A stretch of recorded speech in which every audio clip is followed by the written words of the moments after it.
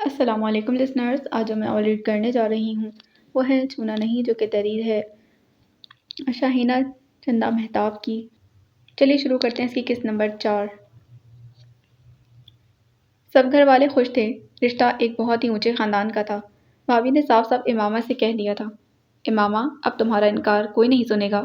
3-4 سال ہو گئے ہیں تمہیں اپنی منمانی کرتے ہوئے، اب تمہیں ہاں کرنی ہی پڑے گی۔ دیکھو اماں تمہاری وجہ سے کتنی پریشان رہنے لگی ہیں، بولو اب کیا کہتی ہو۔ امامہ ابھی کوئی جواب دے نہیں پائی تھی کہ خرم کی ماں افسردہ سی چلی آئی تھیں۔ سبھی امامہ کو بول کر ان کی طرف متوجہ ہو گئے کہ وہ خرم کے جانے کے بعد امامہ کے ابو کی منہ بولی بہن بن گئی تھی، اور امامہ کو چھوڑ کر سب گھر والے ان کی بے حد عزت کرتے تھے۔ وہ اب اکثر ان کے گھر آتی رہتی تھیں اور ایسے میں امامہ کا بس نہیں چلتا تھا، وہ خرم کا سارا غصہ ان پر نکال کر دھکے مار کر باہر نکال دے، مگر اماں آپا کی وجہ سے وہ کچھ کہنے سے گریز کرتی تھی۔ مگر اس کی آنکھوں میں چھلکتی نفرت سب گھر والے تو کیا خرم کی ماں خود محسوس کرتی تھی، اور دل میں سوچتی کہ لڑکی اپنے خاندان والوں سے الگ رہتی ہے، مجھے نہ جانے کیوں گھورتی رہتی ہے، بھلا میں نے اس کا کیا بگاڑا ہے۔ یہی وجہ ہے کہ وہ خود بھی امامہ سے کم ہی بات کرتی، مگر آج وہ امامہ کے لیے خوشی لے کر آئی تھی۔ امامہ نے افسردگی سے وجہ پوچھی تو وہ بولی، 6 ماہ ہو گئے، نہ خرم نے فون کیا، نہ خط لکھا، نہ ہی پیسے بھیجے۔ ہاں آپ نے بتایا تھا مجھے، پر اب کیا ہوا؟ اماں نے بڑی بے صبری سے پوچھا کہ ان کو لوگوں کی سٹوریاں سننے کا بڑا شوق تھا۔ کل خرم کا ایک دوست آیا تھا، وہ بتا کر گیا ہے کہ خرم نے وہاں شادی کر لی ہے۔ بات ختم کرتے ہی وہ رونے لگی، جبکہ امامہ کا دل خوشی سے جھوم اٹھا تھا۔ یہ تو ظاہری سی بات تھی کہ اگر اس نے خود شادی کر لی تو اب امامہ کو بھی شادی کرنے کا حق ہے۔ او خدا، تو نے میری سن لی، اس نے دل ہی دل میں خوشی سے سوچا تھا، جبکہ خرم کی ماں کہہ رہی تھی، ابھی میری گود میں کھیلتا تھا جب اس کا باپ فوت ہو گیا۔ میں نے دیور کے گھر نوکروں جیسی زندگی گزار کر اس کی پرورش کی، مگر اس نے کچھ خیال نہ کیا۔ بے شک اپنی پسند سے شادی کر لیتا، مگر مجھے تو بتا دیتا، مجھے کیا کہنا تھا۔ اس کی خوشی ہی میری خوشی، مگر اس نے تو کچھ پوچھا نہ کچھ بتایا۔ بے شک میرا دیور میری عزت کرتا تھا، میری دیورانی بہت تیز عورت تھی، 100 باتیں بناتی رہتی تھی۔ بہن، ہو سکتا ہے کسی نے آپ سے غلط کہا ہو، خرم ایسا بچہ نہیں لگتا۔ اماں کو تو خرم سارے جہاں کا شریف لڑکا نظر آتا تھا۔ امامہ کو اماں کی یہ بات سن کر بے حد غصہ آیا، مگر وہ چپ رہی۔ آپا، کسی کو کیا پڑی ہے بیوہ ماں کا دل دکھانے کی، بات ہوتی تو ہی کوئی کرتا ہے نا۔ وہ پھر سے رونے لگی۔ چلو بہن، جو ہونا تھا ہو گیا، اب آپ صبر کر لیں۔ اماں نے ان کو تسلی دی، پھر امامہ سے کہا، جاؤ امامہ، خالہ کے لیے چائے بنا کر لاؤ۔ اچھی طرح جانتی تھی امامہ ان کی آمد کو پسند نہیں کرتی، کہیں انکار نہ کر دے، تاہم دل ہی دل میں ضرور سوچتی اماں کہ نہ جانے امامہ کو دونوں ماں بیٹے سے کیا دشمنی ہے۔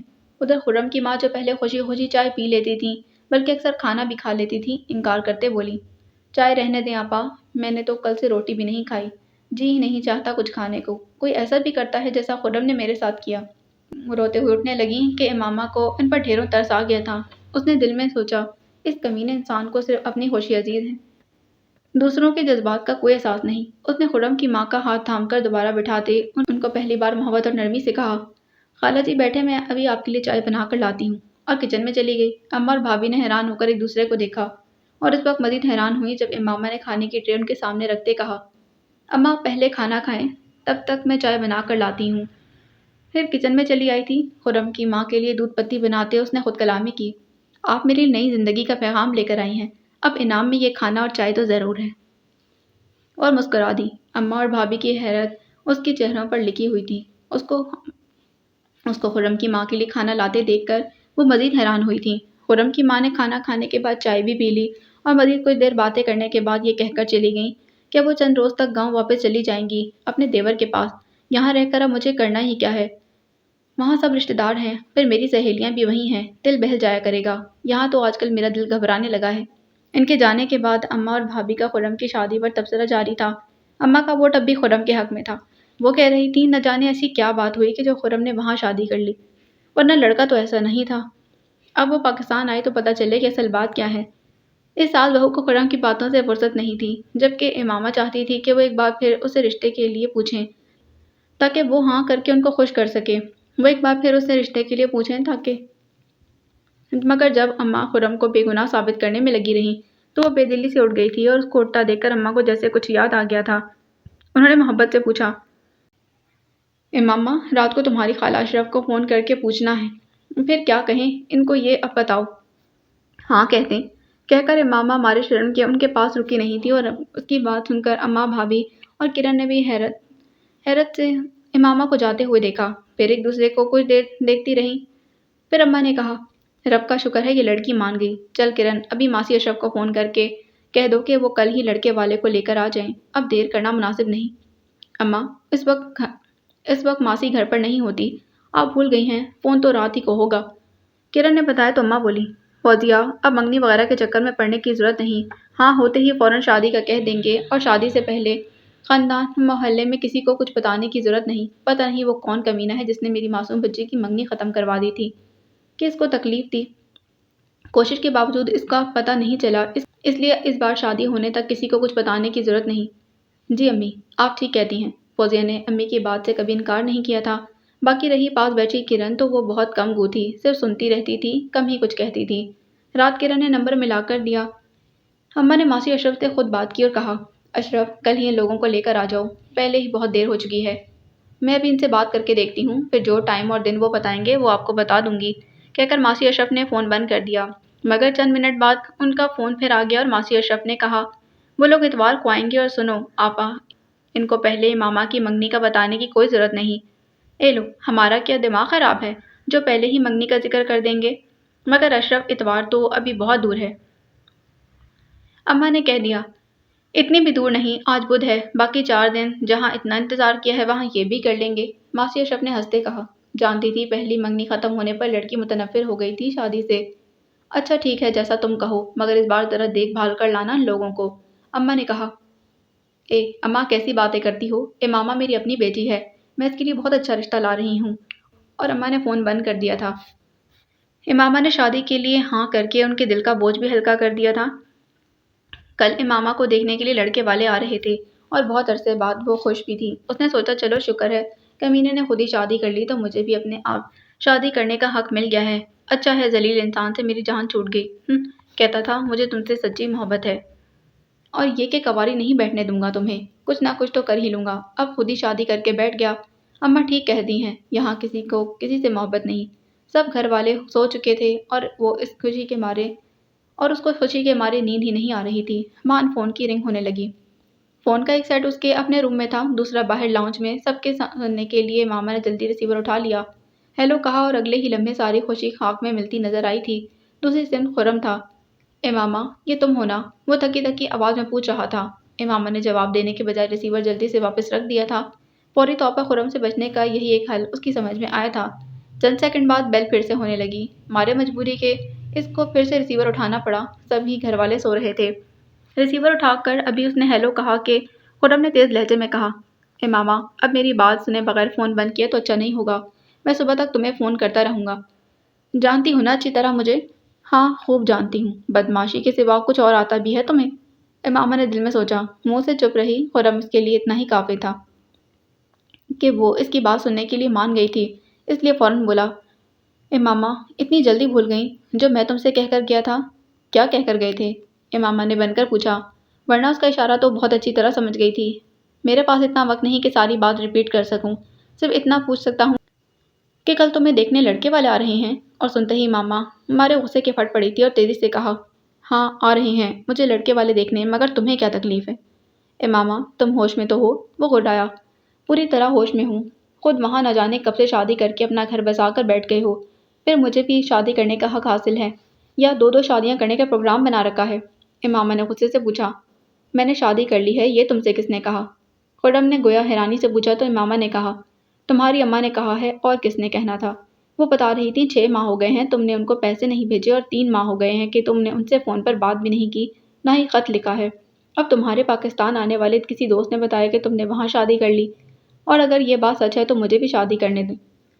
امامہ نے مارے غصے کے اور جوش کے کی سانس میں بات مکمل کر دی۔ اس کی بات کے جواب میں دوسری سے مکمل خاموشی تھی۔ یہ دیکھ کر امامہ نے کہا، تم کیا سمجھتے تھے میں تمہاری شادی سے بے خبر رہوں گی؟ پکڑی گئی نا آخر تمہاری چوری۔ کیسی شادی اور کیسی چوری؟ پتہ نہیں تم کیا کہہ رہی ہو، اتنے سیدھے نہیں ہیں کہ میری بات کی سمجھ نہ آ سکے۔ امامہ نے نفرت سے کہا تو خرم ٹھہرے لہجے میں کہنے لگا، میری بات غور سے سنو امامہ، تمہارے معیار پر پورا اترنے کے لیے تو میں دن رات کا فرق بھول کر صرف پیسہ کمانے میں مصروف ہوں، رات کو جب تھکا تھکا گھر آتا ہوں تو میرے ساتھ صرف تم ہی ہوتی ہو۔ تمہیں ساتھ لیے بستر میں آتا ہوں اور بازو میں لے کر سو جاتا ہوں۔ اسی صورت کے ساتھ زندگی بسر کر رہا ہوں اور تم کہتی ہو میں نے یہاں شادی کر لی ہے، اپنا گھر بسا کر بیٹھ گیا ہوں۔ کیا میں نے تم سے نہیں کہا تھا کہ میری شادی ہوگی تو صرف تم سے؟ یاد رکھنا، آج پھر کہہ رہا ہوں، میری شادی صرف اور صرف تم سے ہوگی۔ وہ گیا سانس لینے کو رکا، پھر کہا، باقی رہی ماں کو 6 ماہ تک پیسے نہ بھیجنے کی وجہ، تو ماں کو میں ہمیشہ 3 ماہ کے اکٹھے پیسے بھیجتا ہوں۔ 3 ماہ کے ختم ہوتے ہی میرا ایکسیڈنٹ ہو گیا تھا، اس لیے ماں کو 6 ماہ تک پیسے نہ بھیج سکا۔ اب انشاءاللہ ان کو 1-2 دن میں پیسے مل جائیں گے۔ اور رہی فون نہ کرنے اور خط نہ لکھنے کی وجہ، تو خط لکھنا تو دور کی بات، میں تو فون کرنے کے بھی قابل نہیں رہا تھا، اتنا شدید ایکسیڈنٹ ہوا تھا میرا۔ آج ہی گھر آیا ہوں اور ابھی بھی بیڈ ریسٹ پر ہی ہوں۔ تم سن رہی ہو؟ امامہ کو خاموش دیکھ کر خرم نے کہا۔ جی۔ امامہ کو اپنی آواز کہیں دور سے آتی محسوس ہوئی اور اس کی جی سن کر خرم نے کہا، تم کیا سمجھتی ہو میں تمہاری طرف سے بے خبر ہوں، یا میں نے پاکستان میں تمہیں تنہا چھوڑ رکھا ہے؟ ایسا ہرگز نہیں، میں تمہاری نگرانی کا کام اپنے ایک قریبی دوست کے سپورٹ کر کے آیا تھا، اس لیے کہ ماما محبت تو مجھے صرف تم سے ہے، تمہیں تو مجھ سے شدید نفرت ہے نا؟ ہاں تو آج میرے دوست کا فون آیا، یہی وجہ ہے کہ مجھے تم کو فون کرنا پڑا۔ میں نے تمہیں پہلے بھی کہا تھا کہ کسی اور کے نام کی انگوٹھی نہیں پہننا، مگر تم نے پہن لی اور پھر انجام بھی تو دیکھ لیا تھا نا۔ اب پھر کہتا ہوں سنو ماما، کل تم مہمانوں کے سامنے نہیں جاؤ گی، یہ میرا حکم ہے، سمجھی؟ اور یاد رکھنا اگر تم نے میرے کہنے کے خلاف کیا نا تو پھر اس انجام کے لیے تیار رہنا جو میں تم کو بتا کر آیا ہوں۔ سمجھتی کیوں نہیں؟ مجھے تم سے سچی محبت ہے، تمہیں دیکھ سکتا ہوں، تمہیں کسی اور نہیں دیکھ سکتا، تمہیں کسی اور کے ساتھ۔ تم صرف میری ہو، کیوں پردیس میں بھی مجھے پریشان کرتی ہو؟ جہاں 3 سال انتظار کیا ہے وہاں 2 سال مزید انتظار کر لو۔ 5 سال مانگے تھے میں نے تم سے، اور اپنے وعدے کے مطابق 5 سال مکمل ہوتے ہی میں تمہارے پاس موجود ہوں گا۔ تم سن رہی ہو نا ماما؟ اس کی جانب سے گہری خاموشی پا کر خرم نے ایک بار پھر پوچھا تھا۔ جی۔ امامہ کے منہ سے ایک بار پھر بمشکل آواز نکلی تھی۔ اب اپنی سناؤ، تم کیسی ہو اور کیا کرتی ہو؟ خرم کے لہجے میں تھکن کے ساتھ محبت در آئی تھی۔ میں ٹھیک ہوں اور جاب کرتی ہوں۔ نسرین نے نہیں تو میری نگرانی کرنے والے نے تم کو بتا دیا ہوگا، امامہ نے دھیمی آواز میں کہا اور خرم ہنس پڑا۔ ہاں مجھے معلوم ہے تم جاب کرتی ہو، چلو 2 سال کر لو، وقت بزی گزرتا ہوگا، فارغ گھر میں بیٹھ کر مجھے کوسنا ہی ہے۔ اور دیکھ ماما، اماں اکیلی ہے، ماں کا خیال رکھنا، اپنا بھی خیال رکھنا۔ اور خدا حافظ کہہ کر خرم نے فون بند کر دیا تھا، مگر امامہ یوں ہی ہاتھ میں ریسیور تھام کر گمسم بیٹھی رہی۔ ساری خوشی پل بھر میں خاک میں مل گئی تھی۔ اے کاش کہ اس ایکسیڈنٹ میں اس کی موت ہی ہو جاتی، تم مر جاتے خرم، امامہ نے بے رحمی سے سوچا، پھر واپس ریسیور رکھ کر بستر پر لیٹ گئی تھی۔ رونے لگی۔ انکار تو اب ہر حال میں ہی کرنا تھا، مگر فوری طور پر انکار کرنے کا کوئی جواز نظر نہیں آ رہا تھا۔ صبح ہونے والی تھی اور وہ سوچ سوچ کر پاگل ہو رہی تھی، دماغ معاف ہوا جا رہا تھا، مگر کوئی معقول حل سمجھ نہیں آ رہا تھا۔ خود ہی ہاں کر کے خود ہی نہ کرنا کوئی آسان بات نہ تھی، مگر انکار تو لازمی کرنا تھا، اپنے لیے نہیں، اپنے خاندان کی عزت کے لیے۔ اماں خفا ہوتی ہیں تو ہوں، میں صبح ہوتے ہی انکار کر دوں گی، اس نے روتے ہوئے بے بسی سے سوچا، اور پھر صبح اس نے پروگرام کے مطابق کمرے میں خود کو بند کر لیا تھا۔ کرن ناشتے کے لیے بلانے آئی تو امامہ نے کہا، میری طبیعت ٹھیک نہیں، مجھے ناشتہ نہیں کرنا اور نہ ہی اسکول جانا ہے، اماں سے کہہ دو۔ کرن نے اماں کو بہن کا پیغام دیا اور خود کالج چلی گئی تھی۔ اماں نے فوزیہ سے کہا، جاؤ دیکھو اب کیا ہو گیا ہے، آج تو لڑکے والوں نے بھی آنا ہے۔ ساس کی بات سن کر فوزیہ امامہ کے روم میں آئی تو وہ بستر میں اوندھی لیٹی تھی۔ فوزیہ بھابھی نے سر پر ہاتھ رکھتے ہوئے محبت سے پوچھا، کیا ہوا امامہ؟ اٹھو، اماں تمہیں ناشتے کے لیے بلا رہی ہیں، اور آج تمہیں فیشل کے لیے پارلر بھی جانا ہے، شام کو لڑکے والوں نے بھی آنا ہے، کیا بھول گئی ہو؟ مجھے ناشتہ نہیں کرنا اور نہ ہی فیشل کے لیے پارلر جانا ہے، آپ اماں سے کہہ دیں وہ لڑکے والوں کو آنے سے منع کر دیں، مجھے بھی شادی نہیں کرنی۔ امامہ نے اس کا ہاتھ اپنے سر سے ہٹاتے ہوئے بھرائی آواز میں کہا، کیا کہہ رہی ہو امامہ، تم ہوش میں تو ہو؟ بھابھی نے حیران ہو کر اس کو دیکھا، خود ہی ہاں کر کے خود ہی نہ کر رہی ہو، یہ کیا مذاق ہے؟ میں ہوش میں ہوں یا نہیں، اس بات کو بھول کر میں نے جو کہا ہے وہ اماں سے کہہ دو۔ اب کہ امامہ نے خشک لہجے میں کہا تو فوزیہ کمرے سے نکل گئی، جا کر ساری بات اماں کو بتا دی۔ ساری بات سن کر اماں نے کہا، یہ کیسے ہو سکتا ہے، اس نے خود ہی تو ہاں کی تھی، پھر اب کیا ہو گیا، جا کر پوچھتی ہوں۔ اور جب وہ امامہ کے پاس آئیں تو امامہ نے ان کو بھی کوڑا سا جواب دے دیا، امامہ یہ اچانک کیا ہو گیا ہے تمہیں، کیا بھول گئی ہو کہ تم خود ہی تو ہاں کی تھی تم نے، اب انکار کیوں کر رہی ہو، وجہ بھی تو بتاؤ۔ ان کی سمجھ میں نہ آیا کہ کیا کریں اور کیا کہیں۔ وجہ بتانا ضروری نہیں، امامہ نے شکل بگاڑ کر کہا، ہاں ضروری ہے، لڑکے والوں کو کیا کہہ کر آنے سے منع کریں؟ اماں نے پوچھا۔ اماں میرا دماغ خراب نہ کریں، لڑکے والوں کو روک دیں، یہ کہہ کر کہ لڑکی کی طبیعت ٹھیک نہیں، امامہ نے غصے سے چیخ کر کہا۔ اماں نے حیران ہو کر اس کی شکل دیکھی، یہ لہجہ تو امامہ نے پہلی بار اختیار کیا تھا۔ وہ کام چور تھی، سست تھی، مگر بدتمیز ہرگز نہیں تھی۔ وہ بڑبڑاتی ہوئی کمرے سے نکل آئیں، کتنی دیر غصے سے بھری صحن میں بولتی رہی، پھر ماسی اشرف کو فون کر کے کہہ دیا وہ لڑکے والوں سے کوئی بہانہ کر دیں۔ امامہ نے ایک بار پھر شادی کرنے سے انکار کر دیا ہے۔ پھر فون بند کر کے اماں نے رازداری سے بہو سے کہا، مگر اماں جادو ٹونا کرے گا کون؟ آپ کی تو ساری دنیا سے دوستی ہے، تم نے شکل اور آنکھیں دیکھی ہیں امامہ کی؟ اس لہجے میں اس نے ساری زندگی بات نہیں کی۔ اے فوزیہ، یہ بات رہنے دو، کسی کے دل میں گھس کر کس نے دیکھا ہے؟ دنیا منہ پر کچھ، بعد میں کچھ، 100 سجن 100 دشمن، کوئی بات ہے ضرور۔ ارے، انہوں نے چونکتے ہوئے کہا، کہیں آصف نہ آ گیا ہو؟ امامہ کا اسکول میں جو بڑا قدیم درخت ہے نا، کینٹین والی ماسی نے ایک بار مجھے بتایا تھا، اس پر آصف رہتا ہے، اور امامہ اس درخت کے نیچے لازمی بیٹھتی ہیں۔ اگر یہ بات ہے تو اب امامہ کو کسی پیر سے دم وغیرہ کروانا ہوگا، بلکہ مکمل علاج کروانا ہوگا۔ میں کل ہی میدان کو لے کر پیر صاحب کے پاس جاؤں گی۔ مگر امامہ کو اسکول چھوڑے تو کئی سال بیت گئے ہیں۔ فوزیہ نے کل کی بات کہی۔ فوزیہ، یہ آصف بہت دیر سے ظاہر ہوتا ہے۔ ہائے میری معصوم بچی، مجھے بہت پہلے ہی کرنا چاہیے تھا، ماں نے فکر مندی سے کہا۔ اب کہ فوزیہ چپ رہی۔ امامہ نے کہا تھا کہ لڑکے والوں سے کہہ دیں امامہ کی طبیعت ٹھیک نہیں، اور پھر وہ واقعی بیمار ہو گئی۔ یہ سوچ سوچ کر کہ خرم واقعی کبھی اس کا پیچھا نہیں چھوڑے گا، مگر خرم سے شادی کرنے کا سوال ہی پیدا نہیں ہوتا تھا۔ اس کی بیماری نے اماں کو مزید پریشان کر ڈالا۔ ڈاکٹری علاج کے ساتھ ساتھ وہ امامہ کو پیر صاحب کا دم کیا پانی بھی پلاتی، تعویذ اس کے نام سے جلاتی۔ آہستہ آہستہ امامہ کی طبیعت سنبھلنے لگی، مگر انہی دنوں ایک رات اچانک ابا جی کی طبیعت خراب ہو گئی۔ عابد بھائی فوراً اپنی گاڑی میں ڈال کر ہسپتال لے گئے تھے۔ دل کا پہلا دورہ ہی ان کے لیے جان لیوا ثابت ہوا۔ ابا جی کی موت خاندان کے لیے ایک بہت بڑا صدمہ تھی۔ سارا گھر سوگ میں ڈوب گیا، ہر فرد دکھی تھا، سبھی ابا کو یاد کرتے اور روتے۔ وقتی طور پر سبھی امامہ کو بھول گئے کہ صدمہ ہی جدید تھا، پھر آہستہ آہستہ زندگی چلنے لگی، سبھی سنبھلنے لگے، مگر امامہ تو پہلے سے بھی زیادہ گمسم ہو کر رہ گئی تھی۔ ابا جی کی وفات کا پتہ چلتے ہی خرم نے تعزیت کے لیے فون کیا تھا، اور اٹھایا بھی اتفاق سے امامہ نے تھا، تاہم وہ اس کی آواز پہچان نہ سکی تھی، مگر خرم نے اس کی آواز پہچان لی تھی، اس لیے کہنے لگا، امامہ، مجھے ابا جی کی موت کا بے حد صدمہ ہوا، وہ تمہارے ہی نہیں میرے بھی والد تھے، میں نے ان سے ہمیشہ باپ کی شفقت پائی۔ امامہ یہ سنتے ہی رو پڑی اور اس کا رونا خرم کو تڑپا گیا تھا۔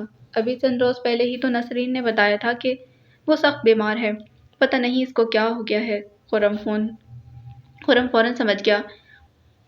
اس نے امامہ کو فون کر کے مہمانوں کے سامنے آنے سے منع کیا تھا، ایک بار پھر شادی کرنے سے روک دیا تھا۔ انہی باتوں کا اثر لے کر وہ بیمار ہو گئی تھی۔ وہ چاہنے کے باوجود اسے فون نہ کر سکا، اور اب ابا جی کی وفات کا سن کر کیا تو محض اتفاق ہی تھا کہ فون امامہ نے اٹھایا تھا۔ اس کی اپنی دلی آرزو تھی کہ امامہ فون ریسیو کرے، شاید قبولیت کی گھڑی تھی۔ خرم نے بے قراری سے کہا، دیکھو امامہ، خود کو سنبھالو، رونا نہیں، صبر کرو، تمہاری طبیعت پہلے ہی ٹھیک نہیں، پلیز۔ اب امامہ نے آواز پہچان لی تھی، فوراً فون بند کر کے اپنے روم میں آ گئی تھی۔ تھوڑی دیر بعد بیل پھر سے ہونے لگی، اب کہ عابد بھائی نے آ کر اٹھایا تھا۔ امامہ نے سنا وہ کہہ رہے تھے، بس یار، اللہ کی رضا تھی، دکھ تو پھر اپنوں کی جدا ہونے کا ہی ہوتا ہے، لیکن یہ جو زخم دیتا ہے وہی بھرتا ہے۔ کچھ دیر خاموشی رہی۔ عابد بھائی یقیناً ادھر سے ہونے والی باتیں سن رہے تھے، پھر عابد بھائی کی آواز آئی تھی، اماں جان، خرم کا فون ہے، وہ آپ کو بلا رہا ہے۔ چند سیکنڈ خاموشی رہی، پھر اماں کی آواز آئی تھی دوسری طرف سے۔ شاید خرم نے سلام کیا، جس کا جواب دینے کے بعد ماں نے ضبط کرنے کے لیے چند لمحوں کی خاموشی اختیار کی، پھر کہا، بس بیٹا، یہی مرضی تھی مولا کی، صبر تو اب آتے آتے ہی آئے گا، بس یہ چاہتی تھی کہ یہ خواہش تھی دونوں چھوٹی بیٹیوں کو رخصت کرنے کی مہلت دے دیتا، مگر اس کے کام میں کون دخل دے سکتا ہے؟ باقی سب تو ٹھیک، بس امامہ کی طبیعت ٹھیک نہیں۔ تم سناؤ کیسے ہو؟ تمہاری امی بتا رہی تھی تمہارا بہت بڑا ایکسیڈنٹ ہو گیا تھا، اب ٹھیک ہے؟ اللہ ٹھیک ہی رکھے۔ یہ بتاؤ واپس کب آ رہے ہو؟ 2 سال بعد۔ اے بیٹا، تمہاری اماں تو اکیلی ہے، کم از کم ان کو آ کر مل جاتے۔ اچھا، جیسے تمہاری مرضی۔ پھر خدا حافظ کہہ کر اماں نے فون بند کر دیا اور عابد سے کہا، بہت شریف اور نیک لڑکا ہے، کہہ رہا تھا کہ مجھے لگتا ہے جیسے میں دوسری بار یتیم ہوا ہوں، تمہارے ابا اس کو محبت سے بیٹوں کی طرح ہی تو رکھتے تھے۔ بات ختم کر کے ماں پھر اپنے کمرے میں چلی گئی، اور اب سارا وقت ابا جی کے لیے قرآن پڑھتی رہتی تھی، اور پھر ابا جی کا چیلم بھی ہو گیا۔ ابا جی کے چہلم کے دوسرے دن تینوں بہنیں ہی امامہ کو گھیر کر بیٹھ گئیں اور پوچھنے لگیں، کیوں بھئی تم شادی سے انکار کیوں کرتی ہو؟ جانتی ہو نا اماں تمہاری وجہ سے کتنی پریشان ہیں؟ بڑی باجی نے پوچھا۔ میں شادی سے انکار نہیں کرتی، ابھی موڈ نہیں شادی کرنے کا۔ پہلے ہی جو کچھ میرے ساتھ ہو چکا ہے اس کی وجہ سے میرا بڑا دل ٹوٹا ہے، اور اب دل ڈرتا بھی ہے، اگر پھر یہی سب ہوا تو جب یہ ڈر میرے دل سے نکل جائے گا تو میں شادی کے لیے ہاں کر دوں گی۔ امامہ نے ابا کی موت کی وجہ سے نرمی سے بات کی، ورنہ شادی کے نام پر تو وہ ہر کسی کو کاٹ کھانے کو دوڑتی تھی۔ اس کی بات سن کر چھوٹی باجی نے کہا، یہ تو کوئی خاص وجہ نہ ہوئی، تمہیں اندازہ ہی نہیں تمہارے رویے پر کتنے لوگ پریشان ہیں۔ ابا بھی تمہاری وجہ سے پریشان تھے، شاید ان کو اس وجہ سے دل کا دورہ پڑا جو ان کی جان لے گیا۔ خبردار جو ایسی ویسی بات کی۔ اماں نے پاس بیٹھی امامہ کو سینے سے لگا لیا۔ جس کی جتنی لکھی ہوتی ہے وہ اتنی پوری کر کے چلا جاتا ہے، تمہارے ابا کی بس اتنی ہی لکھی تھی، وہ پوری کر کے چلے گئے۔ اگر اماں امامہ کی شادی ہو چکی ہوتی تو ابا سکون سے جاتے۔ چھوٹی باجی نے پھر کہا۔ آپا خاموش بیٹھی تھی۔ جتنی خوشیاں کسی کی قسمت میں ہوتی ہیں نا، وہ اتنی ہی دیکھ کر جاتا ہے، نہ اس سے کم نہ اس سے زیادہ، اور ابھی میں زندہ ہوں۔ خبردار آئندہ کسی نے امامہ کے ساتھ ایسی کوئی بات کی تو۔ سب بہنیں چپ ہو گئیں اور پھر اسی شام وہ اپنے اپنے گھروں کو واپس لوٹ گئی تھیں۔ اب تمہاری عمر 25 برس ہو چکی ہے، اور ذرا اچھی طرح سوچ کر مجھے جواب دے دو تمہیں شادی کرنی بھی ہے یا نہیں۔ اب ماشاءاللہ سے کرن بھی جوان ہو چکی ہے، تمہاری وجہ سے اس کی شادی لیٹ نہیں کر سکتے۔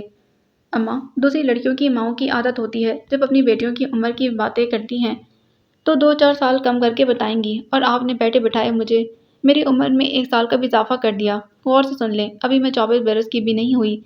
امامہ نے ہنستے ہوئے وضاحت کی، پھر سنجیدگی اختیار کرتے بولی، باقی رہی شادی کی بات تو آپ کو میری وجہ سے کرن کی شادی لیٹ کرنے کی کوئی ضرورت نہیں۔ اماں، آپ پہلے کرن کی شادی کر دیں، میری بات میں بھی دیکھی جائے گی۔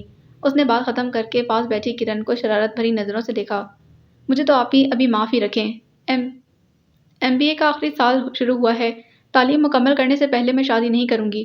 کرن نے صاف جواب دیا تو اماں پھر سے امامہ کی طرف متوجہ ہو گئیں۔ امامہ مزید بات کرنے کے بجائے اٹھ کر اپنے کمرے میں چلی آئی تھی۔ اماں اسے اس بات کا جواب پوچھتی تھیں جس کا جواب اس کے بجائے خرم کے پاس تھا۔ وہ اپنے روم میں چلی گئی تو اماں نے فوزیہ سے کہا، اچھا رشتہ ملنے کی بھی ایک عمر ہوتی ہے، تم بھابھی ہو ذرا پیار سے پوچھو اس سے کیا مسئلہ ہے، یا تو شادی سے انکار کر دیتی، مگر نہ ہاں کرتی نا۔ جی امی ضرور، فوزیہ نے کہا، مگر ہوا یہ کہ لیکن جو جواب امامہ نے اماں کو دیا تھا وہی فوزیہ کو بھی دے دیا، اور بات ایک بار پھر ختم ہو گئی۔ اماں پریشان تھی مگر امامہ سے کچھ کہہ بھی نہیں سکتی تھیں۔ خرم کو ملک چھوڑے 5 سال مکمل ہو گئے تھے، بلکہ چند ہفتے اوپر ہی ہو گئے تھے۔ زندگی ایک روٹین بن گئی تھی، آدھا دن اسکول میں گزر جاتا تھا، باقی آدھا دن زین، سومی اور کرن کے ساتھ۔ مگر رات پریشان کرتی تھی، اپنے کمرے میں تنہا تنہا دیر تک سوچوں میں گم رہتی، کبھی دل بھر آتا تو رو لیتی اور کبھی سوچتی سوچتی سو جاتی۔ اب کوئی نہیں تھا جس سے دل کی بات کہتی۔ نسرین تھی جو تیسرے بچے کے بعد اس کے پاس کم ہی آتی تھی، اور اگر کبھی بھول کر آتی بھی تو اس کے بجائے خرم کی بات کرتی تھی، اس لیے ماما چاہتی تھی کہ وہ نہ آئے۔ اپنی تنہائیوں کے ساتھ اس نے کمپرومائز کر لیا تھا، یہ سوچ کر کہ رہنا تو اب اس ساری زندگی تنہا ہی ہے کہ خرم سے تو شادی کرنے کا سوال ہی پیدا نہیں ہوتا۔ یہی زندگی تھی اس کی، اور وہ تھی۔ اس شام وہ کچن میں کھڑی برتن صاف کر رہی تھی۔ اماں اور کرن دونوں سامنے لاؤنج میں بیٹھی ٹی وی دیکھ رہی تھیں۔ بیل کی آواز سن کر اماں اٹھ کر گئیں، پھر امامہ نے ان کی شفقت بھری آواز سنی تھی، لو بھلا بیٹا تمہیں دستک دینے کی کیا ضرورت تھی، تمہارا اپنا گھر ہے، سیدھے اندر چلے آتے۔ آنے والے نے کیا کہا؟ امامہ سن بھی نہ سکی تھی کہ وہ دھیمی آواز میں بولا، پھر اماں آنے والے مہمان کو لیے سیدھی اندر آ گئی تھیں۔ امامہ نے کچن کی جالی سے بطور خاص دیکھا، آف وائٹ 2 پیس سوٹ میں ملبوس وہ شخص اماں کے ساتھ ہی صوفے پر بیٹھ گیا تھا۔ یہ کون ہو سکتا ہے؟ امامہ نے سوچا۔ وہ اس کا چہرہ نہیں دیکھ پائی تھی۔ آنے والا کرن کے سلام کا جواب دے کر اماں کی طرف متوجہ ہوا تو اماں نے کرن سے کہا، جاؤ کرن، امامہ سے کہو بھائی کے لیے دودھ پتی بنا دے، اور دیکھو فریج میں کیک ہے، نہیں تو میں بھی جا کر لے آتی ہوں۔ اماں کی آواز سنتے ہی امامہ کے ذہن میں جھناکا سا ہوا۔ اس نے غور سے دیکھا اور سوچا کہ کیا یہ چھچورا سا لڑکا خرم ہے جس کو کپڑے پہننے کی بھی تمیز نہیں تھی، جو سر تیل کی کڑھائی میں ڈبو کر رکھتا تھا۔ بغور دیکھنے پر معلوم ہوا کہ وہ خرم ہی تھا، مگر اس وقت اچھے لباس کے ساتھ ساتھ چہرے پر بھی صبر پن اور سنجیدگی تھی۔ خوبصورت تو وہ پہلے ہی تھا، قد، ناک، ہونٹ، دانت، آنکھیں، اور خاص کر کے اس کے چہرے پر موجود اس کی سیاہ گھنی مونچھیں اس کی خوبصورتی میں مزید اضافہ کرتی تھیں۔ رنگ اس کا امامہ کے اپنے رنگ سے بھی گورا تھا۔ آج اس کے بالوں میں تیل بھی نہیں تھا، وہ پہلے والا خرم کہیں سے بھی نہیں لگ رہا تھا۔ وہ شاید اس لیے کہ یہ خاص تیاری کر کے آیا تھا کہ آخری ملاقات میں اس نے امامہ سے کہا تھا، اب تمہارے سامنے اس وقت آؤں گا جب تمہارے معیار کے مطابق بن جاؤں گا، اور اب وہ اس کے معیار کے مطابق بن کر آیا تھا۔ امامہ اس کو دیکھتی رہی۔ اس نے چائے پینے سے انکار کر دیا تھا اور اماں کے ساتھ ساتھ کرن سے بھی باتوں میں مصروف تھا۔ ابھی تک اس نے نظر اٹھا کر بھی ادھر ادھر نہیں دیکھا تھا، اور تو اور امامہ کے کمرے کی طرف بھی نہیں دیکھا تھا۔ امامہ کچن میں اپنا کام ختم کر چکی تھی، مگر محض اس کی وجہ سے باہر نہیں جا رہی تھی اور اس کا سامنا کرنا نہیں چاہتی تھی جس سے اس کی زندگی تباہ کر رکھی تھی۔ مگر اسی وقت فون کی بیل ہونے لگی۔ کرن نے اٹھ کر سنا، پھر آواز دی تھی، آپی آپ کا فون ہے۔ امامہ کا جی چاہا کہہ دے کہ بند کر دو، مگر یہ ایک نامناسب بات تھی۔ وہ کچن سے نکل کر لاؤنج میں آئی اور خرم سے بچنے کے لیے بڑی تیزی سے اپنے روم کی طرف بڑھ گئی تھی۔ اماں نے پکارا، امامہ ادھر آؤ، دیکھو بھائی آیا ہے، سلام کرو۔ اماں بھول چکی تھیں کہ اس کو خرم سے کتنی چڑ تھی، اور اب اس ذلیل انسان کو سلام کرنے کا تو سوال ہی پیدا نہیں ہوتا۔ وہ جہاں تھی وہاں رک گئی، ماتھے پر بل پڑ گئے۔ خرم اس کی گریز کو سمجھ رہا تھا، جانتا تھا اس وقت اس کو ناگہانی طور پر اپنے گھر میں دیکھ کر شدید غصے میں ہوگی۔ اب اماں کو بھی اپنی غلطی کا احساس ہو چکا تھا کہ وہ خرم سے شدید نفرت کرتی تھی اور ہمیشہ اس کو ایک بدمعاش لڑکا کہتی تھی، اور اب اس بدمعاش لڑکے کو سلام کرنے کا اس کو کہہ چکی تھی۔ اب خرم کی عزت تو رکھنی تھی، اسی لیے اس کو رکتے دیکھ کر کہا، امامہ سلام کرو، بھائی کتنے سالوں بعد آیا ہے۔ وہ مارے مجبوری کے نگاہیں جھکائے خرم کے پاس آئی اور سلام کیا۔ خرم نے ایک سرسری نگاہ اس پر ڈالی، اس کے باوجود شکن آلود پیشانی چھپی نہ رہ سکی تھی۔ پھر سلام کا جواب دینے کے بعد بڑے ادب سے پوچھا تھا، کیسی ہیں آپ؟ ٹھیک ہوں، کہہ کر امامہ فوراً مڑی اور اپنے کمرے میں چلی آئی تھی۔ دل میں اس کو 5 سال بعد دیکھ کر نفرت کا طوفان امڑ آیا تھا۔ اندر آ کر اس نے بے دلی سے فون سنا، پھر بستر پر لیٹ گئی۔ خرم کو دیکھ کر گزرا ہوا زمانہ ایک بار پھر سے یاد آیا تھا۔ اس نے سوچا، تو یہ ہے وہ شخص جو بغیر نکاح کے اس کا مالک بنا بیٹھا ہے، جس نے 5 سال سے اس کو ذہنی طور پر ٹارچر اور بے سکون کر رکھا ہے۔ اپنی خوشی کے لیے میری منگنی تڑوا کر مجھے رسوا کیا۔ بہت بے آرام بے سکون رہی میں، مگر اب اس کی باری ہے۔ وہ اس خوشی میں مبتلا ہے کہ وہ 4 پیسے کما کر میرے معیار کے مطابق بن گیا ہے، اور اب میں اس کو ٹھکرا کر بتا دوں گی کہ میرے لیے نہ پہلے اس کی اہمیت تھی اور نہ اب ہے، اور نہ ہی کبھی ہوگی۔ کہتا تھا کہ کنواری نہیں بیٹھنے دوں گا، کچھ نہ کچھ تو کروں گا، اب دیکھتی ہوں کیا کرتا ہے۔ میرے انکار کے بعد کیا زبردستی اٹھا کر لے جائے گا؟ اور یہ اماں اچھی طرح جانتی ہیں کہ مجھے اس کمینے سے سخت نفرت ہے، پھر بھی کہہ دیا کہ بھائی کو سلام کرو۔ نہ سلام کرتی تو کیا عزت رہ جاتی اماں کی، اور ساتھ ساتھ خرم کی بھی۔ بڑا بن ٹھن کر آیا ہے۔ وہ مسلسل خرم کے بارے میں سوچے جا رہی تھی کہ کرن اندر آئی اور کہا، آپی آپ کو اماں بلا رہی ہیں، مجھے نہیں جانا ان کے سامنے۔ امامہ نے ناگواری سے کہا، کس کے سامنے؟ کرن نے حیرانی سے پوچھا۔ وہی جو اماں کے پاس بیٹھا ہے۔ امامہ چاہنے کے باوجود اندر کی نفرت نہ چھپا سکی تو کرن نے بتایا، آپی خرم بھائی تو آپ کے کمرے میں آتے ہی چلے گئے تھے۔ یہ سن کر وہ اٹھ کر باہر آئی تو اماں اکیلی بیٹھی تھیں۔ بھابھی بچوں کو لے کر میکے گئی ہوئی تھیں۔ امامہ آ کر اماں کے پاس بیٹھی تو اماں نے کہا، کتنی بری بات ہے امامہ، میں نے اگر بھول کر تم سے سلام کرنے کا کہہ دیا تو تم جہاں تھی وہیں رک گئی تھی، منت کرنے پر سلام کرنے آئی۔ پتہ نہیں تمہاری کیا دشمنی ہے خرم سے جو 5 سال بعد بھی یہ نفرت ختم نہیں ہوئی۔ امامہ نے چپ رہنا ہی مناسب سمجھا اور اماں نے پھر کہا، چند روز پہلے مجھے خرم کی ماں نے بتایا کہ خرم مستقل پاکستان آ رہا ہے، اب وہ پاکستان میں اپنا ذاتی کاروبار کرے گا، اور اب خرم بھی آج ہی تو آیا تھا۔ دیکھا کتنا نیک بچہ ہے، آتے ہی مجھ سے ملنے اور سلام کرنے چلا آیا۔ ہاں نیک، ایک نمبر کا بدمعاش بچہ ہے، امامہ نے دل میں سوچا۔ منہ سے چپ رہی، پھر سوچا، اپنا کاروبار کرے گا، جیسے عابد بھائی نے اپنی ورکشاپ کھولی تھی نا، ویسے یہ بھی اپنی ورکشاپ کھولے گا، موٹر میکینک، اور کر بھی کیا سکتے ہیں۔ اس کو سوچوں میں دیکھ کر اماں بھی سمجھ گئی تھیں کہ وہ خرم کا ذکر پسند نہیں کر رہی، اس لیے خرم کو چھوڑ کر بھائی اور بچوں کی باتیں کرنے لگی کہ بچوں کے جانے سے گھر میں رونق نہیں رہی۔ وہ چپ چاپ بیٹھی سنتی رہی۔ دھیان اب بھی خرم کی جانب تھا۔ وہ یقیناً اب مجھ سے اکیلے میں ملنے کے چکر میں رہے گا، مگر مل نہیں سکے گا کہ خالہ میدا کے گھر تو میں جاتی نہیں، اسے کون سا روز ہمارے گھر آنا ہے، اب میں بھی اس کے سامنے نہیں آؤں گی، اور آئی بھی تو بات نہیں کروں گی۔ لیکن اگر اس نے بات کی تو جواب تو دینا ہوگا، ظاہر ہے وہ ملک سے باہر میرے لیے گیا تھا، پھر بھلا مجھ سے بات کیوں نہیں کرے گا؟ ٹھیک سے بات کرے گا تو ہی جواب دوں گی، اور اب اگر اس نے مجھے چھونے کی کوشش کی تو ایسا مزہ چکھاؤں گی کہ ساری زندگی یاد رکھے گا۔ وہ نہ چاہتے ہوئے بھی مسلسل خرم کے بارے میں ہی سوچے جا رہی تھی، مگر اس نے جو سوچا تھا ویسا کچھ بھی نہ ہوا۔ اس نے ماما سے تنہائی میں ملنے کی کوشش بھی نہیں کی تھی، ملنا تو دور کی بات وہ شام کے بعد اس کو نظر بھی نہیں آیا تھا، اور یہ بات امامہ کے لیے حیرت کا باعث تھی۔ اسکول سے آنے کے بعد وہ کھانا کھا کر اسکول سے ساتھ لائی ہوئی ہوم ورک والی کاپیاں چیک کر رہی تھی، جب اماں نے اسے آواز دی، امامہ جلدی سے باہر آؤ۔ اماں کی طبیعت بھی اس دن ٹھیک نہیں تھی، بی پی لو تھا۔ وہ بھاگ کر باہر آئی تو اماں کے پاس خرم کی ماں کھڑی تھی۔ انہوں نے آج بے حد اچھے کپڑے پہن رکھے تھے۔ اماں نے امامہ کو دیکھتے کہا، امامہ تمہاری خالہ کے گھر آج محفل میلاد ہے۔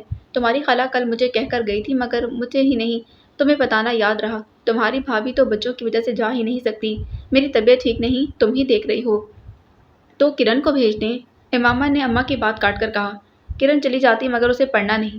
امامہ اماں کی بات کا مطلب سمجھ کر چپ رہی اور اماں نے پھر کہا، امامہ خرم نے اپنے دوست کے ساتھ مل کر نئی ورک شاپ کھولی ہوگی۔ 2 چکے کا موٹر مکینک، پہلے ورک شاپ میں نوکر تھا، اب ورک شاپ کا مالک بن گیا ہے۔ کام تو وہی رہا نا۔ اسے دل میں سوچا، پھر اماں کی آواز سن کر چونک پڑی۔ ہاں تو میں کہہ رہی تھی، خرم نے اپنے دوست کے ساتھ مل کر نئی گاڑیوں کا شو روم کھولا ہے۔ تمہاری خالہ شکرانے کے طور پر اور کاروبار میں برکت کے لیے محفل میلاد کروا رہی ہیں۔ تم ان کے ساتھ چلی جاؤ۔ معلوم ہے نا قرآن کا ختم بھی ہے اور قرآن پڑھنے سے انکار پر کتنا بڑا گناہ ہے۔ اماں نے اس کے تیور دیکھتے ہوئے وضاحت سے کہا، جی اچھا۔ امامہ نے اماں کی بات مان لی، پھر خرم کی والدہ سے کہا، چلیے خالہ جی۔ اے لو، کیا ان کپڑوں میں جاؤ گی؟ محفل میلاد ہے، جاؤ پہلے لباس بدل کر آؤ۔ اور وہ اپنے روم میں آ گئی تھی، جلدی سے کپڑے بدل کر باہر آئی۔ خرم کی ماں اس کو ساتھ لیے اپنے گھر چلی آئی تھی۔ سردی کا موسم تھا، اس لیے انتظام اوپر چھت پر نرم نرم دھوپ میں کیا گیا تھا۔ نسرین اس کو دیکھتے ہی چہکی، میں لینے جاتی تو تم کبھی نہ آتی، اس لیے نانو کو ہی لینے بھیجا۔ گو نانو تمہیں زیادہ پسند نہیں کرتی مگر میرے کہنے پر چلی گئیں۔ ویسے گھبراؤ نہیں، ایک تو ماموں گھر پر نہیں، دوسرے اگر ہوتے بھی تو اتنی زیادہ عورتوں کی موجودگی میں بیچارے کر بھی کیا سکتے تھے۔ پھر اس نے بڑے فخر سے بتایا، آپ کی اطلاع کے لیے عرض ہے ماما ڈیئر، اب میرے ماموں معمولی موٹر مکینک نہیں رہے بلکہ بہت بڑے بزنس مین بن گئے ہیں۔ نئی گاڑیوں کا شو روم۔ اب بکواس بند بھی کر لو، امامہ نے اس کے منہ پر ہاتھ رکھتے کہا۔ سبھی دوسرے ہماری طرف دیکھ رہے ہیں۔ امامہ نے خفگی سے اس کو گھورا، پھر سپارہ اٹھا کر پڑھنے لگی، جبکہ اسی وقت نسرین اپنے بچے کے رونے کی آواز سن کر نیچے چلی گئی تھی۔ اب امامہ نے دیکھا محلے کی کافی ساری لڑکیاں آئی ہوئی تھیں، کچھ تو اس کے برابر کی تھیں اور کچھ عمر میں اس سے بھی بڑی تھیں تو کچھ چھوٹی۔ اس کے علاوہ محلے کی سبھی بزرگ خواتین بھی تھیں۔ کھانا لگنے کا انتظام ہو رہا تھا اور سبھی ٹولیوں میں بٹ کر باتوں میں لگ گئے تھے۔ تبھی باجی ناز نے، جو امامہ کی بڑی باجی کی بہت گہری دوست تھیں، اسی محلے میں ان کا مکان تھا، امامہ کو دیکھتے ہوئے پوچھا، کیوں بھئی امامہ، تم شادی کرنے کے بجائے جاب کیوں کر رہی ہو؟ امامہ ابھی جواب سوچ رہی تھی کہ نسرین تنک کر بولی، شادی کیسے ہو؟ جس فلمی ہیرو کا محترمہ کو انتظار ہے، اس کا کوشش کے باوجود دور دور تک کوئی نام و نشان نہیں۔ نسرین کی بات سن کر باجی ناز نے کہا، امامہ اگر تمہارا یہی مسئلہ ہے تو میں تمہیں اپنے بارے میں بتاتی ہوں۔ پھر وہ امامہ کو دیکھتے ہوئے کہنے لگی، جوانی میں مجھے فلمیں دیکھنے کا بے حد شوق تھا اور یہ فلمیں دیکھنے کا اثر کہ میں اپنے لیے وحید مراد جیسا ہی شوہر چاہتی تھی۔ ہاں تو پھر میرا رشتہ طے ہو گیا۔ لڑکا لندن میں جاب کرتا تھا۔ رشتہ کروانے والی لڑکے کی تصویر لے کر آئی۔ لڑکا بہت خوبصورت تھا، گھر والوں نے فوراً ہاں کر دی۔ میں بے حد خوش تھی۔ ہم 3 بہنیں اور 2 بھائی تھے اور میں سب سے بڑی تھی۔ خیر پھر شادی کا دن بھی آن پہنچا۔ لڑکا لندن سے اس وقت آیا جب رات کو مہندی تھی، یعنی بارات سے صرف 1 دن پہلے۔ باجی ناز رک کر سانس بھی لے لیجیے۔ نسرین چونکہ اس ساری سٹوری کو جانتی تھی، اس لیے شرارت سے ہنستے ہوئے کہا۔ باجی ناز نے گھور کر نسرین کو دیکھا مگر اپنی بات جاری رکھی، ہاں شادی والی رات جب میں نے اپنے دولہا کو دیکھا تو مارے غصے اور نفرت کے خودکشی کرنے کو دل چاہا۔ جو تصویر ہمیں رشتے والی نے دکھائی تھی وہ لڑکے کی جوانی کی تھی، وہ مجھ سے 15 برس بڑا تھا۔ تصویر میں رنگ گورا کیونکہ وہ جوانی کی تصویر تھی اور اب ملک سے باہر بڑھتی ہوئی عمر اور محنت نے رنگ بھی گندمی کر دیا تھا۔ اگرچہ انگریزوں کا ملک تھا، عام سا قد، سر کے بال چھوٹے چھوٹے وہ بھی درمیان سے گنجے، اور سب سے اہم ایک ہاتھ کی 4 انگلیاں سامنے سے آدھی آدھی ایک ایکسیڈنٹ میں ہاتھ زخمی ہونے کی صورت میں کٹ چکی تھیں۔ صرف منگنی ہوئی ہوتی تو میں گھر والوں کے بغیر خود ہی توڑ دیتی مگر اب تو نکاح ہو گیا، رخصتی بھی ہو چکی تھی۔ وہ جیسا بھی تھا مگر مالک بن چکا تھا، میرے تن کا بھی اور من کا بھی۔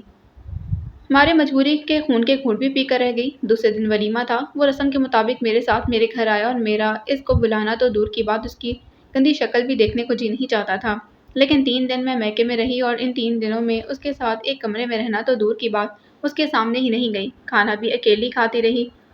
وہ مجھے میری چھوٹی بہن سے پیغام بھیج کر بلاتا، چھوٹی بہن آ کر کہتی، بھائی جان آپ کو بلاتے ہیں، تو میں صاف انکار کر دیتی، مجھے نہیں جانا اس بڈھے کے پاس۔ امی یہ سن کر کہتی، جو ہونا تھا ہو گیا، اب صبر کرو کہ داماد ان کو بھی کم ہی پسند آیا تھا۔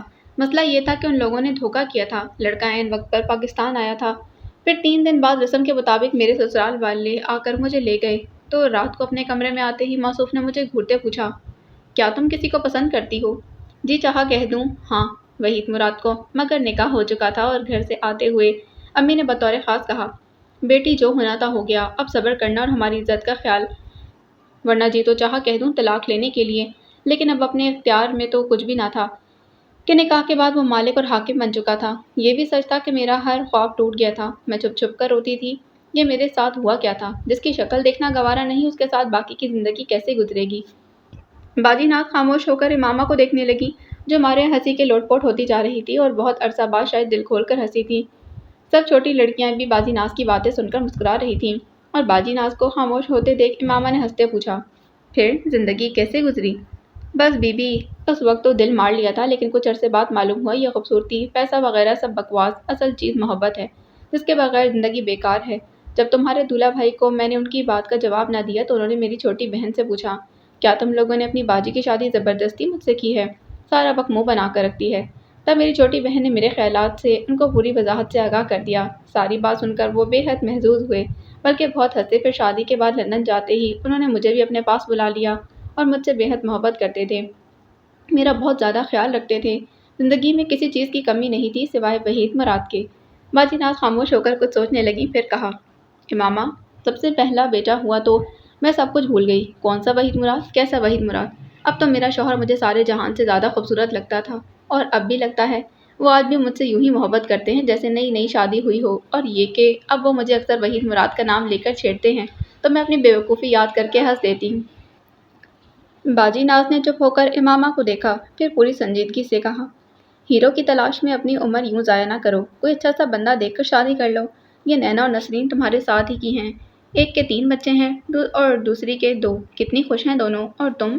یہ سنتے ہی نینا بول پڑی، امامہ یار، شادی نہیں کرنا بڑی مصیبت ہے، یہ 2 میری جان کا عذاب بنے ہوئے ہیں، تو ایک ان کا بڑا۔ یار یقین کرو، جب سے شادی ہوئی ہے میں پوری نیند نہیں لے سکی، نہ مجھے کھانے کا ہوش نہ پہننے کا۔ شادی کے 20 دن بعد وہ مجھے کراچی لے گئے، وہیں دونوں بچے ہوئے، نہ وہاں پھپھو، نہ خالہ، نہ نانی، نہ دادی، اور بچوں کو بہلائیں مجھے ہی دونوں کو سنبھالنا پڑتا ہے، اور اوپر سے موصوف رات کو اگر پانی بھی پینا ہے تو مجھے ہی اٹھائیں گے۔ یہاں میں کے آتی ہوں تو 4 دن سکون کے ملتے ہیں، بچے نانی خالہ کے سپرد کر کے میں خوب سوتی ہوں۔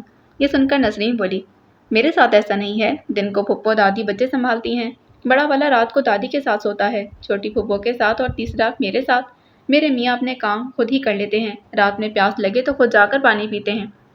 چلو بھائی، اب باتیں ختم، کھانا شروع کرو، شبانہ بھابھی نے ہنستے ہوئے کہا، اور سبھی کھانے کی طرف متوجہ ہو گئے۔ پھر جب کھانا کھا لیا تو محلے والیاں سب ہی کھانا کھا کر ایک ایک کر کے رخصت ہوتی گئیں تو امامہ نے بھی جانے کی اجازت چاہی تو خرم کی ماں نے کہا، بیٹی پہلے ذرا یہ برتن سمیٹ لیں، پھر میں آپ کو خود چھوڑ کر آتی ہوں۔ امامہ چپ رہی اور خرم کی ماں نسرین اور اس کی چاروں بھابھیوں کے ساتھ مل کر برتن اٹھا کر نیچے لے جانے لگی۔ ہونا تو یہ چاہیے تھا کہ امامہ بھی کام میں ان کی مدد کرتی، مگر وہ سب بھول کر غروب آفتاب کا منظر دیکھنے میں محو ہو گئی، اور اس محویت میں وہ گویا ان سب کو بھول گئی تھی۔ چونکی اس وقت جب خرم کی ماں نے اسے آواز دے کر کہا، اب آ جاؤ بیٹی چلیں۔ امامہ نے دیکھا اب چھت پر کوئی نہیں تھا۔ سب سے اہم بات یہ کہ سورج نہ جانے کب کا غروب ہو چکا تھا، وہ اپنی ہی سوچوں میں گم، ہر چیز سے بے خبر ہو چکی تھی۔ وہ نیچے آئی تو کچن میں صرف نسرین کھڑی تھی، بھابھیاں اپنا کام ختم کر کے نیچے جا چکی تھیں۔ خرم کی ماں نے کہا، بیٹی تم نے کچھ کھایا نہیں؟ اب ذرا تم کمرے میں بیٹھو، ٹرے میں تب تک کھانا لگا دوں۔ کھانے کی ضرورت نہیں خالہ جی، میں نے کالج سے آ کر کھانا کھا لیا تھا، آپ بس مجھے چھوڑ آئیں۔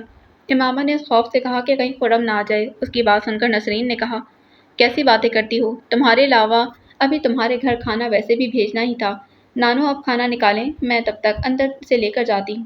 وہ نانا کرتی رہ گئی مگر نسرین نے ایک نہ سنی، سختی سے اس کا ہاتھ تھام کر اس کو اندر لے آئی تھی، پھر چرپائی پر بٹھاتے بولی، مامو جی آپ بات کر لیں، تب تک میں نانو کو کچن میں مصروف رکھتی ہوں۔ اپنی بات ختم کر کے وہ نہ صرف تیزی سے باہر نکل گئی بلکہ جاتے جاتے دروازہ بھی بند کر گئی۔ یہ سارا پروگرام مامو بھانجی کے درمیان پہلے سے ہی طے ہو چکا تھا۔ اس کے جاتے ہی ماما گھبرا کر کھڑی ہو گئی۔ اندر آتے ہوئے اس نے نہیں دیکھا تھا کہ وہ سیف کھولے کھڑا تھا۔ نسرین کے باہر جاتے ہی وہ سیف بند کر کے اس کے قریب آیا تھا اور خاموشی سے اسے دیکھنے لگا۔ اس شام جب 5 سال بعد پہلی بار اس کو اپنے گھر میں دیکھا تو صرف ایک سرسری نگاہ اس پر ڈالی تھی کہ پاس اماں اور کرن بھی تھی۔ آج بغور دیکھ رہا تھا، بلیک کلر کے سادہ سوٹ کے ساتھ دوپٹہ سر پر لیے وہ بہت پیاری لگ رہی تھی، چہرے پر سنجیدگی، نگاہیں جھکائے کھڑی تھی۔ وہ اس کو دیکھتا رہا۔ دل کہہ رہا تھا گلے لگا لو کہ 5 سال بعد مل رہے ہو، اور گلے لگانے کے بعد بھول جاؤ کہ اماں یا بھانجی ہیں، مگر دماغ کہتا کچھ اور تھا، اس لیے دل پر جبر کر کے کھڑا اس کو دیکھتا رہا۔ جبکہ امامہ نے پھر یہی سوچا، شو روم کھول کر بیچارہ سوچتا ہوگا کہ اب میں ہاں کر دوں گی، بہتر ہے اس کی غلط فہمی دور کر دوں، اور آج اگر مجھے چھونے کی کوشش کی۔ مزید سوچنے سے پہلے وہ اس کی آواز سن کر چونک پڑی۔ خرم کہہ رہا تھا بلکہ پوچھ رہا تھا، کیسی ہو امامہ؟ اور امامہ نے جواب دینے کے بجائے چپ رہنا مناسب سمجھا۔ اس کو خاموش دیکھ کر خرم نے دل میں سوچا، 5 سال بیت گئے مگر تم آج بھی ویسے ہی سنگ دل اور بے رحم ہو۔ میرا حال نہیں پوچھنا تو کم از کم اپنے بارے میں بتا دو، کیسی ہو؟ مگر اس کو مزید کچھ بھی کہنا فضول تھا، اس لیے اپنے مقصد کی طرف آتے بولا، امامہ اپنے وعدے کے مطابق میں 5 برس بعد تمہارے معیار کے مطابق بن کر تمہارے سامنے آیا ہوں، اب میرے بارے میں کیا خیال ہے؟ امامہ نے نہ چاہتے ہوئے بھی اس کو نگاہیں اٹھا کر دیکھا۔ اس شام وہ اس کے گھر آیا تھا تو آف وائٹ 2 پیس سوٹ پہن رکھا تھا، پاؤں میں امپورٹڈ لیدر کے قیمتی بوٹ، کلائی پر مہنگی قیمتی گھڑی، آرمی کٹ ہیئر سٹائل، اور چہرے پر متانت لیے اس کو ہی دیکھ رہا تھا اور بے حد اچھا لگ رہا تھا۔ امامہ کا مسئلہ اب بھی اور تھا۔ خرم نے اس کو اتنے غور سے اپنی طرف دیکھتے پایا تو جی چاہا کہہ دے، غور سے دیکھو امامہ ڈیئر، آج میرے جسم پر گھٹیا لباس نہیں، اور نہ پاؤں میں ربڑ کی چپل ہے، اور نہ کلائی میں سستی گھڑی ہے، بالوں میں تیل بھی نہیں کہ پردیس میں رہنے کی وجہ سے یہ عادت اپنے آپ ختم ہو چکی ہے۔ بزنس کے بارے میں تمہیں بھانجی بتا چکی ہوگی، پھر بھی کوئی کمی ہو تو تم خود بتا سکتی ہو۔ مگر وہ اس کے جواب کا منتظر تھا۔ امامہ کا جواب وہی تھا جو اس نے پہلے ہی سوچ رکھا تھا۔ خرم کا جائزہ لینے کے بعد اس نے خرم کی آنکھوں میں دیکھتے پورے اعتماد کے ساتھ کہا، میں نے آپ سے لفظ آپ پر خرم دل ہی دل میں خوب محظوظ ہوا کہ وہ ہمیشہ اس کو تم یا تو کہہ کر مخاطب کرتی تھی، مگر بظاہر متانت سے اس کی بات سننے لگا۔ پہلے بھی کہا تھا اور 100 بار پوچھیں گے تب بھی میرا جواب وہی ہوگا، آپ سے شادی کرنے کے بجائے میں عمر بھر کنواری بیٹھنا پسند کروں گی، امامہ نے بغیر کسی لحاظ کے کہہ دیا تھا۔ امامہ پہلے کی بات اور تھی۔ خرم کے لہجے میں بے حد نرمی اور آنکھوں میں بے پناہ محبت تھی۔ اس کی نظریں مسلسل امامہ کے چہرے پر جمی ہوئی تھیں۔ میرے لیے اب بھی وہی بات ہے، آپ نے جو بھی کچھ کہا مجھے آج بھی یاد ہے، اور میں آج بھی آپ سے نفرت۔ پلیز امامہ پہلے میری بات تو پوری سن لو، پھر جو تم کہنا چاہو کہہ لینا، میں سن لوں گا۔ خرم کے لہجے میں پہلے سے بھی زیادہ نرمی تھی۔ امامہ چپ ہو گئی اور اس کو خاموش دیکھ کر خرم نے کہا، پہلے میں ایک معمولی موٹر میکینک تھا، مگر اب ایک بزنس مین ہوں۔ گھر آج بھی کرائے کا ہے، لیکن اگر تم ہاں کرتی ہو تو منگنی بھی کر لیتے ہیں، شادی 1 سال بعد رکھ لیتے ہیں، اور شادی سے پہلے ایک پیاری سی کوٹھی ضرور لوں گا، بہت بڑی ہو سکتا ہے نہ ہو مگر چھوٹی بھی نہیں ہوگی، تمہاری قسم، جیسی زندگی تم چاہو گی میں تمہیں دوں گا، تمہاری ہر خوشی کا احترام کروں گا۔ میں نے آپ سے کہا نا، آپ 100 بار بھی۔ مگر خرم نے اس کی بات مکمل ہونے کی مہلت دیے بغیر ایک بار پھر نرمی اور سنجیدگی سے کہا، اتنی ضد اچھی نہیں ہوتی، تمہیں جلد بازی کرنے کی ضرورت نہیں، میں تمہیں سوچنے کے لیے 1 ہفتے کا ٹائم دے رہا ہوں، اب تم اچھی طرح سوچ کر جواب دینا، اور دیکھو نہ مجھے مایوس کرنا، نہ اپنے لیے تنہائیوں کا انتخاب کرنا، غور زیادہ کرنا، غصہ کم کرنا، اور اب جا سکتی ہو۔ خرم نے کہا تو امامہ حیرت سے اس کو دیکھتے باہر نکل گئی۔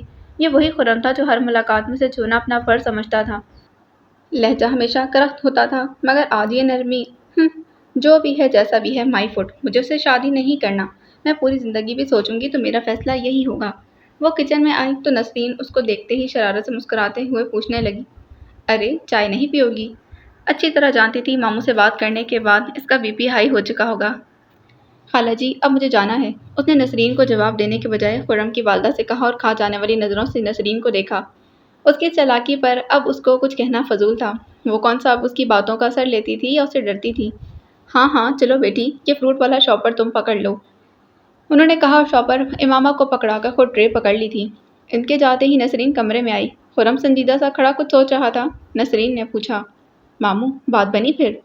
تمہاری سہیلی بات بنانے کی ماسٹر ہے یا بگاڑنے کی؟ اس نے متانت سے کہا، فکر نہ کریں، ذرا سا نخرہ دکھا کر مان جائے گی، نسرین نے تسلی دی۔ تم کہتی ہو تو یقین کر لیتا ہوں، ویسے لگتا تو نہیں۔ 5 برس بعد بھی اس کا لہجہ اور فیصلہ وہی ہے، خرم نے سنجیدگی سے کہا۔ نسرین جانتی تھی وہ بے حد ضدی ہے، مگر ماموں کا دل نہیں توڑنا چاہتی تھی، اس لیے حوصلہ دینے والے انداز میں کہا، آپ مایوس نہ ہوں، نہ ہی دل برا کریں، وہ یقیناً مان جائے گی، آپ بیٹھیے میں آپ کے لیے کھانا لاتی ہوں۔ کھانے کی بجائے اگر اسٹرانگ سی چائے پلا دو تو سکون ملے گا، خرم نے کہا تو نسرین فوراً کچن میں چلی آئی۔ دراصل امامہ کے سرد رویے نے خرم کو ڈسٹرب کر دیا تھا۔ وہ جس کے لیے 5 برس پردیس کاٹ کر آیا تھا، اس کے لیے اب بھی اس کی وہی اہمیت تھی جو پہلے تھی۔ اس نے کہا، کیا ایسا بھی ہوتا ہے؟ ایک بندہ تو محبت میں پاگل ہو جائے اور اور دوسرا محسوس بھی نہ کرے جذبہ محبت کو۔ امامہ گھر آئی تو بے حد پرسکون تھی۔ گویا خرم کا سوال ایک بوجھ تھا ذہن پر جو اتر چکا تھا۔ وہ پھل والا شاپر کرن کو پکڑا کر اپنے کمرے میں چلی آئی۔ صبح امامہ حسب معمول کپڑے دھونے کے بعد چھت پر ڈالنے گئی۔ چھٹی کی وجہ سے سب گھر والے سو رہے تھے اور امامہ کی عادت تھی کہ ہفتہ بھر کی دھلائی وہ سب گھر والوں کے اٹھنے سے پہلے کر کے فارغ ہو جایا کرتی تھی۔ وہ سارے کپڑے ڈالنے کے بعد نیچے آنے لگی تو نکاح دانستہ خالہ مہداق کے چھت پر چلی گئی تھی۔ وہ چونک پڑی۔ خرم نہ جانے کب سے کھڑا اس کو دیکھنے میں محو تھا۔ چہرے پر گہری سنجیدگی اور آنکھیں سوچ میں ڈوبی ہوئی تھیں۔ امامہ کے دیکھنے پر بھی اس کی محویت میں کوئی کمی نہ آئی تھی۔ ایک ماہ سے بزنس سیٹ کرنے کے سلسلے میں وہ دن رات گھر کے باہر مصروف رہا، مگر آج فراغت تھی، اس لیے وہ 5 سال پہلے کی طرح چھت پر موجود تھا۔ اس کو معلوم تھا کہ امامہ کپڑے پھیلانے آج ضرور آئے گی۔ اس کو جی بھر کر دیکھنے کا یہی ٹائم تھا۔ وہ کپڑے ڈالتی رہی، وہ دیکھتا رہا، اور اب امامہ نے اس کو دیکھا تو جلدی سے نیچے اتر گئی تھی۔ پھر ہر اتوار کو یہ کھیل ہونے لگا۔ وہ کپڑے ڈالنے اوپر جاتی تو خرم پہلے سے چھت پر موجود ہوتا۔ جب تک امامہ کپڑے پھیلاتی وہ بڑی خاموشی اور سنجیدگی سے اس کو دیکھتا رہتا۔ امامہ کپڑے ڈالتے ہوئے کئی بار اسے چیک کرنے کے بہانے ادھر دیکھتی اور خرم کو ہمیشہ اپنی جانب دیکھتے پاتی۔ خرم نے اس کو سوچنے کے لیے ایک ہفتہ دیا تھا اور اب تو 1 ماہ ہو رہا تھا۔ امامہ نے سوچا عقل مند ہوگا تو سمجھ گیا ہوگا۔ انکار ہے اس لیے جواب نہیں دینے آئی۔ تاہم اس کو حیرت تھی کہ وہ کافی حد تک بدل چکا تھا۔ اب کی ملاقات میں نہ تو اس نے امامہ کو چھونے کی کوشش کی تھی اور نہ ہی تلخ کلامی۔ اس کے لہجے میں بے حد نرمی تھی، سنجیدگی اور سوبر پن۔ دفعتاً امامہ نے سوچا اب وہ پہلے والا 24 برس کا چچورا لڑکا نہیں، 5 برس ملک سے باہر گزار کر وہ 29 برس کا باوقار مرد بن چکا تھا۔ ویسے سنجیدگی میں اچھا لگتا تھا۔ یہ میں کیا سوچ رہی ہوں؟ وہ کمینہ اچھا لگے یا برا، میری جوتی سے۔ میں یہ کبھی نہیں بھولوں گی کہ ذلیل انسان نے میری منگنی تڑوا کر مجھے رسوا کیا، میری زندگی کے خوبصورت سال ضائع کر دیے، نسرین کے 3 بچے اور نینا کے 2، اور میں یہاں تنہا بیٹھی ہوں۔ بہت محبت ہے تمہیں آج بھی مجھ سے۔ لوگ آرام سے سو رہے ہیں اور تم مجھے دیکھنے کے لیے اپنی نیند کی قربانی دے کر یہاں کھڑے ہو۔ اب میں تم کو سزا دوں گی۔ رہو میرے انتظار میں اب ساری عمر کوارے۔ اب میں تمہیں خود سے بات کرنے کا موقع بھی نہیں دوں گی۔ یہی سوچتے وہ نیچے آ گئی تھی، مگر آنکھوں کے سامنے خرم کا سنجیدہ چہرہ بار بار آ رہا تھا۔ اسی شام جب امامہ کچن میں تھی اور باقی سب گھر والے لاؤنج میں بیٹھے ٹی وی دیکھ رہے تھے، خرم ان کے یہاں آ گیا تھا۔ اس کی دستک کے جواب میں عابد بھائی اٹھ کر باہر گئے اور اس کو ساتھ لیے لاؤنج میں چلے آئے تھے۔ اماں نے خرم کو دیکھتے ہی اپنا مخصوص جملہ کہا، ارے بیٹا کتنی بار کہا ہے تمہارا اپنا گھر ہے، دستک دیے بغیر ہی آ جایا کرو۔ ہاں ہاں کیوں نہیں، امامہ نے تب کر سوچا۔ اماں پر اپنی محبت کا سکہ جمانے کے لیے اس نے واپس آ کر اماں کو قیمتی سوٹ جو دیا تھا، اس کے بعد دستک کی گنجائش کہاں رہتی ہے؟ اور عابد سے دوستی پکی کرنے کو بچوں کے لیے چاکلیٹ، جبکہ کرن کو چوئنگم بھجوائی تھی۔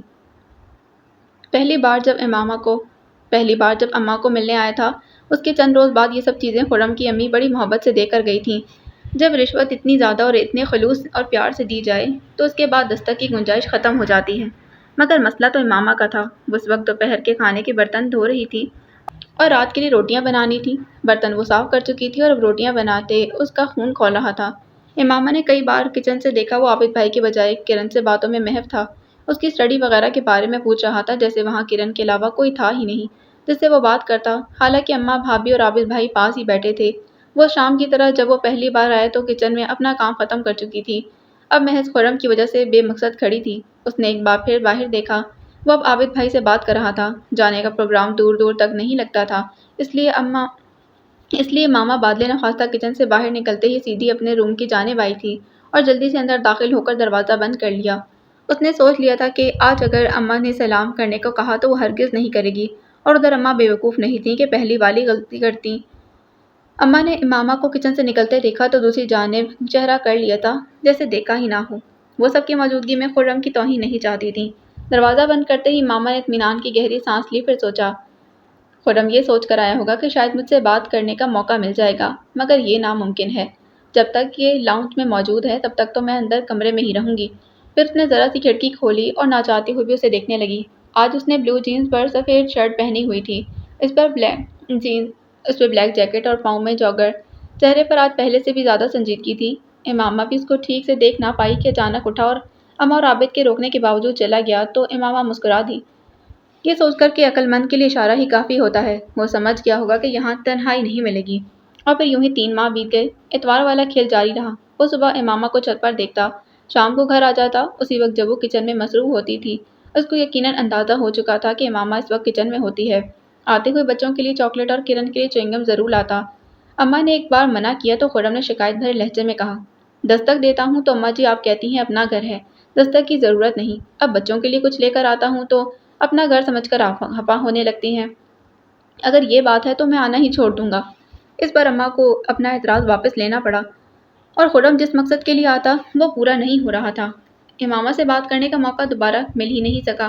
وہ جب آتا تب امامہ کچن میں ہوتی اور باقی لوگ لاؤنج میں۔ وہ کچن سے نکلتی تو سیدھی اپنے کمرے میں چلی جاتی۔ مجبور ہو کر وہ گھر پر فون کرنے لگا اور امامہ چونکہ سمجھتی تھی کہ تنہائی نہ ملنے پر فون پر بھی اس کو تنگ کر سکتا ہے، اس وجہ سے وہ فون سننا ہی چھوڑ چکی تھی۔ اس کی موجودگی میں بھی بیل ہوتی تو وہ خود ریسیور اٹھانے کے بجائے بھابھی یا کرن کو آواز دے دیتی، مگر اس وقت گھر میں کوئی نہیں تھا۔ بھابھی کرن کو ساتھ لے کر شاپنگ پر گئی تھیں اور اماں اندر بچوں کے پاس سو رہی تھیں۔ مجبوراً امامہ کو خود اٹھنا پڑا اور وہی ہوا۔ دوسری طرف خرم تھا۔ امامہ کی آواز سنتے ہی خرم نے تیز لہجے میں کہا، ایک ہفتہ دیا تھا نا میں نے تمہیں سوچنے کو، اب 3 ماہ ہو رہے ہیں۔ یہی تنہائی نہ ملنے اور نہ ہی تنہائی میں ملتی ہوں اور نہ ہی فون سنتی ہوں۔ تمہاری سمجھ میں میری بات نہیں آتی؟ وہ شدید غصے میں تھا۔ یہ دیکھ کر امامہ کو بہت غصہ آیا۔ مسٹر خرم، میں نے سنا تھا کہ عقل مند کے لیے اشارہ بھی کافی ہوتا ہے، لیکن لگتا ہے آپ اس نعمت سے محروم ہیں۔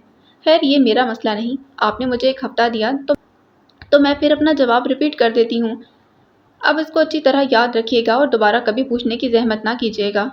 ہاں تو مسٹر خرم، آپ سے شادی کرنے کے بجائے میں عمر بھر کنواری رہنا پسند کروں گی۔ شو روم کھول کر اگر آپ کسی خوش فہمی کا شکار ہو چکے ہیں تو اس کو دل سے نکال دیں کہ مجھے آپ سے تو کیا آپ کی صورت سے بھی شدید نفرت ہے، اور فون بند کر دیا۔ وہیں صوفے پر بیٹھی اپنے مستقبل کا سوچنے لگی جو خرم کے ہاتھ میں تھا۔ پھر بھابھی اور کرن بھی آ گئی تھیں تو وہ سب کچھ بھول کر بھابھی کی شاپنگ دیکھنے لگی۔ 1 ہفتے بعد ہی نسرین غصے میں بھری چلی آئی تھی، نہ سلام نہ دعا، اور امامہ کو گھورتے بولی، تم اپنی حرکتوں سے باز نہیں آؤ گی؟ کس بات کا غصہ چڑھا ہوا ہے جو اتنی دور مجھ بیچاری پر نکالنے آئی ہو؟ سسرال والوں نے کچھ کہا یا پھر دولہا بھائی سے ڈانٹ پڑی ہے؟ امامہ نے ہنستے ہوئے پوچھا۔ دولہا بھائی کی جرأت کہ مجھے کچھ کہیں، اور سسرال والوں میں جو مجھ کو کچھ بھی کہے گا نا وہ مجھ سے سن لے گا۔ اتنی سیدھی اور معصوم نہیں ہوں میں، لیکن وہاں سب لوگ ہی بہت اچھے ہیں۔ میری جان تو تم نے عذاب میں ڈال رکھی ہے۔ آج طبیعت خراب ہونے کے باوجود تمہاری وجہ سے آئی ہوں۔ وہ چارپائی پر امامہ کے پاس بیٹھتے ہوئے بولی، میری وجہ سے؟ امامہ نے واقعی حیران ہو کر پوچھا۔ ہاں تم سے ماموں ملنا چاہتے ہیں، اس لیے انہوں نے مجھے بلوایا ہے، نسرین نے رازداری سے امامہ کی سمت جھکتے بتایا۔ مگر میں تمہارے ماموں سے نہیں ملنا چاہتی۔ امامہ کا لہجہ اپنے آپ خشک ہو گیا تھا۔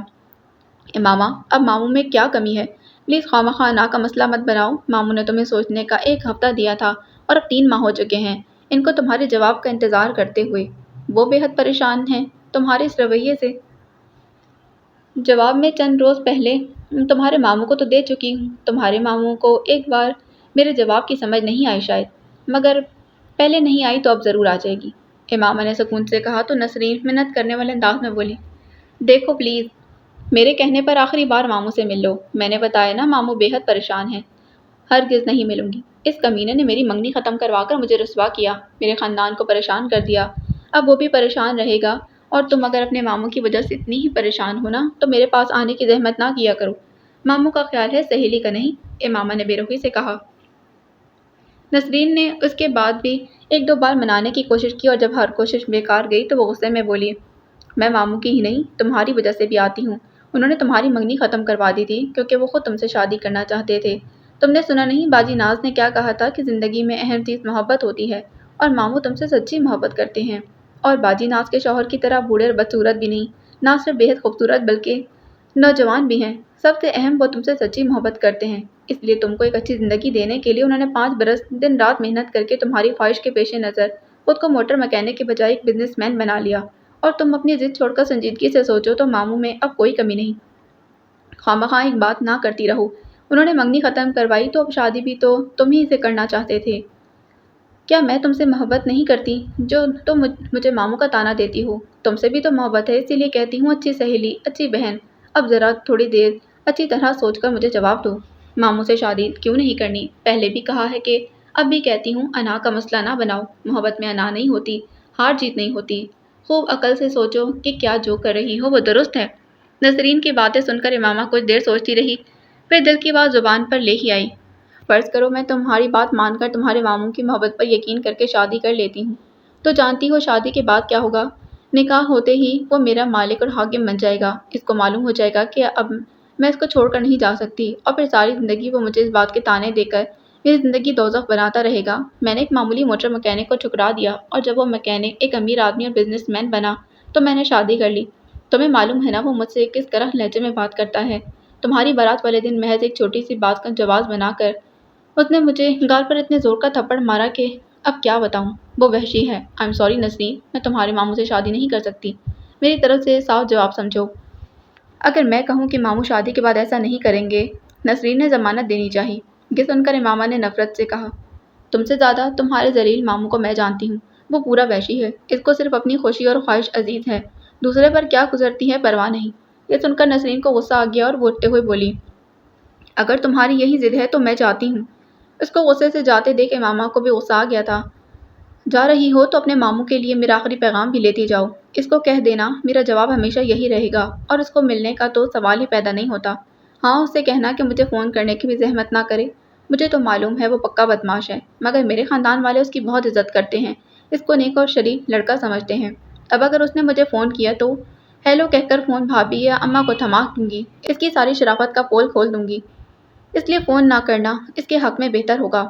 نسرین کوئی جواب دیے بغیر غصے سے بھری چلی گئی تھی۔ گھر آتے ہی وہ سیدھی اوپر آئی تھی۔ نانو کچن میں مصروف تھی۔ وہ اندر کمرے میں آئی جہاں خرم ٹہلتے ہوئے اس کا انتظار کر رہا تھا۔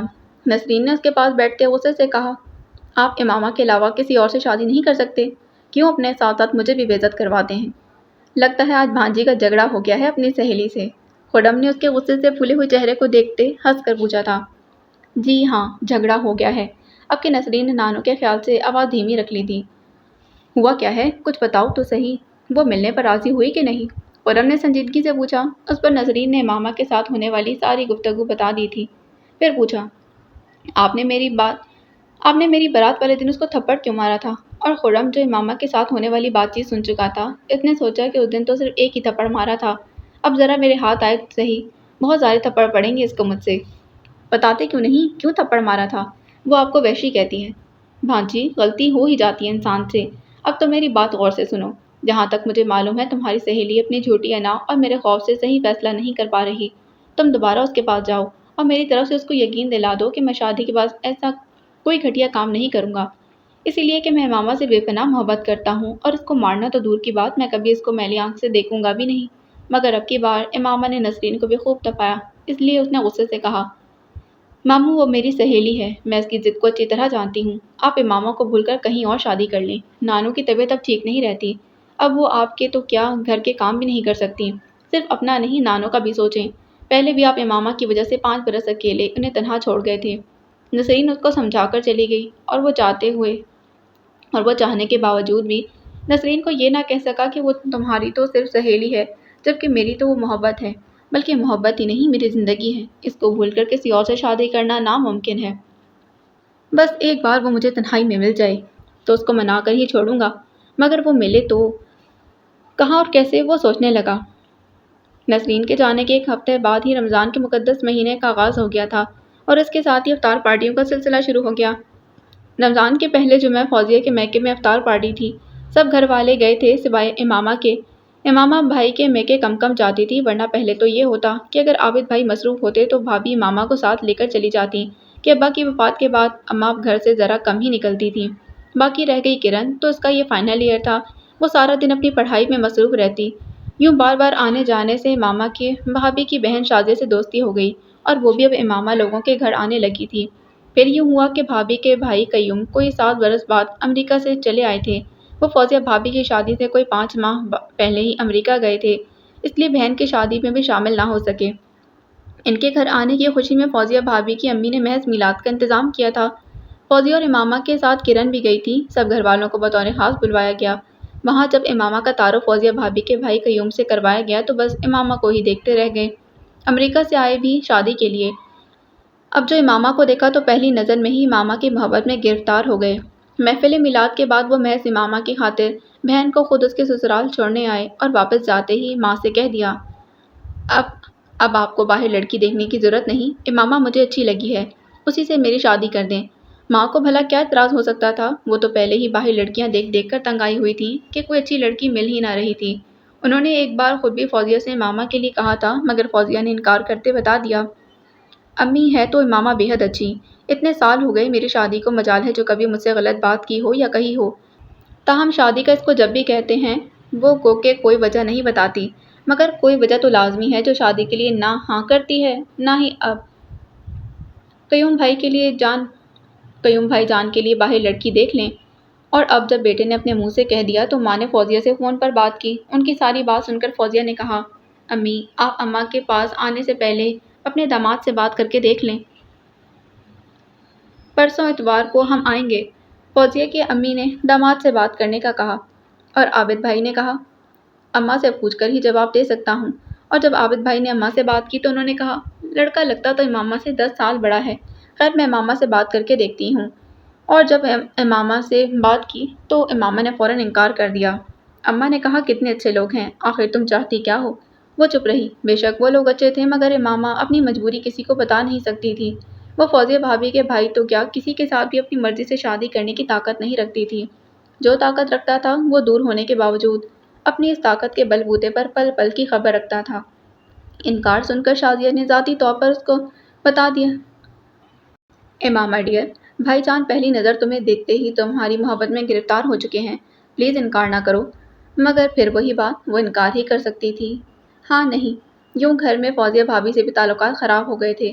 بھابھی اب اس کو پہلے والی محبت سے کم ہی مخاطب کرتی تھیں، بلکہ اب وہ زیادہ تر امامہ سے بات کرنے سے ہی گریز کرتیں، مگر امامہ خود ہی مائنڈ نہیں کرتی تھی۔ جبکہ فوزیہ بھابھی کے بھائی اب بھی امید کا دامن تھامے ان کے یہاں آتے رہتے تھے۔ کبھی امامہ سے سامنا ہو جاتا تو چند باتیں بھی کر لیتے۔ یہ لمحہ امامہ کے لیے بے حد کو زدہ ہوتا۔ شکر ہے کہ وہ ابھی تک اظہار محبت سے فیس ٹو فیس گریز کیے ہوئے تھے، یا پھر امامہ خود ہی ان کو ایسا موقع نہیں دے رہی تھی۔ وہ جب آتے امامہ ان کو سلام کر کے فوراً اپنے روم میں چلی جاتی، اور اکثر اپنی اس کوشش میں کامیاب رہتی، اور اس کی افطار پارٹی میں نہ جانے کی وجہ یہی تھی۔ باقی رہے عابد بھائی تو ان کے قریبی دوست کے ہاں افطار پارٹی تھی، وہ ورک شاپ سے سیدھا ادھر چلے گئے تھے، مگر جلدی فارغ ہو کر گھر چلے آئے تھے۔ اور گھر آتے ہی انہوں نے سب سے پہلے خرم کو فون کیا، گھر آنے کو کہا۔ امامہ نے صاف سنا وہ کہہ رہے تھے، یار بے حد ضروری اور فوری کام ہے، بس جلدی سے آ جاؤ۔